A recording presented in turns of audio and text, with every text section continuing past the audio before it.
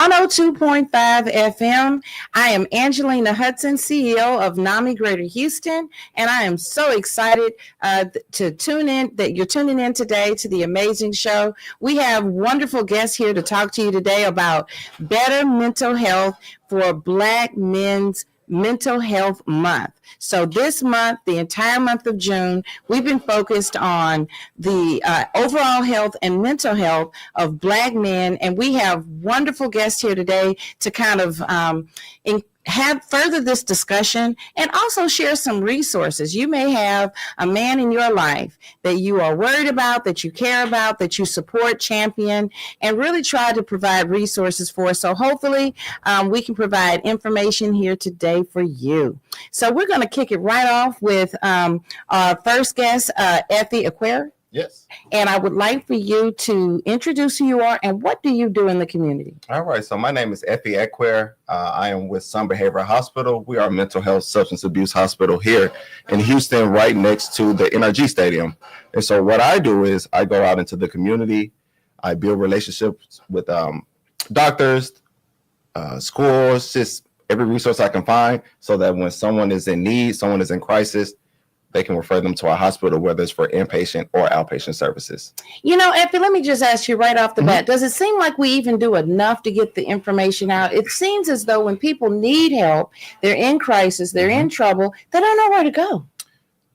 We can never do enough. We can never do enough. And there will never be enough because every day there will be someone in a crisis. And what we're seeing now is that it started even at younger ages. And we're seeing there's a gap between mental health and younger children. And so that goes for the mental health and substance abuse. So we always try to educate. We always try to push the information out there. But as much as we push, we also have to remember there has to be the willingness on the other side for the patient as well. Right. Okay, so we're coming back to that juicy piece because I want to talk about family and intergenerational impact of mental health and what are some of the barriers. So I will be coming back to that. So we also have with us another guest, Mr. Keith Hudson. Will you please introduce yourself and what do you do in the community? My name's Keith Hudson. I work for Harmony Road Recovering, and we help people who are dual diagnosis or have substance abuse problems. And so what we do is we do in-home PHP and IOP. We also have a house in Humble where a resident can come and get treatment and then transition onto a job and out into the community and still receive the therapy they need. And so that's our help.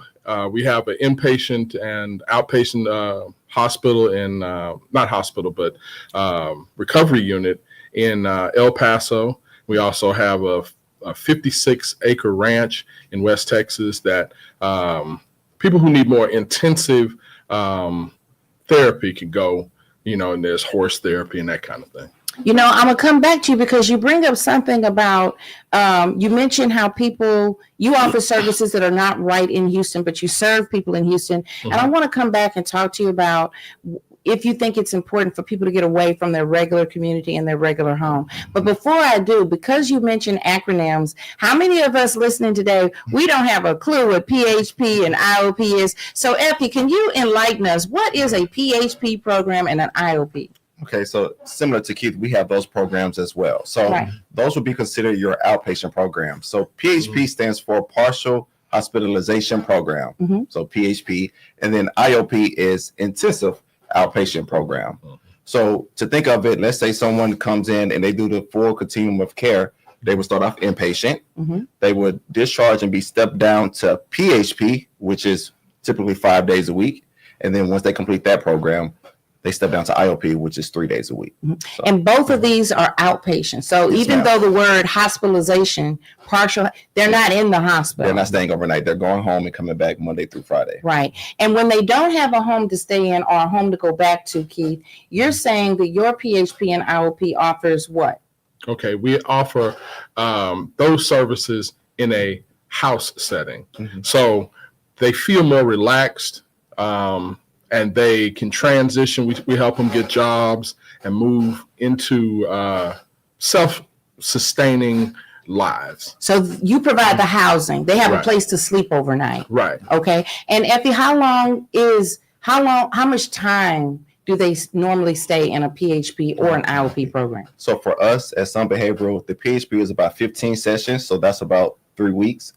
And then the IOP is about 20 sessions, but it's only 3 days a week. So that goes a little over a month. Okay. But it just depends on the progression of each client.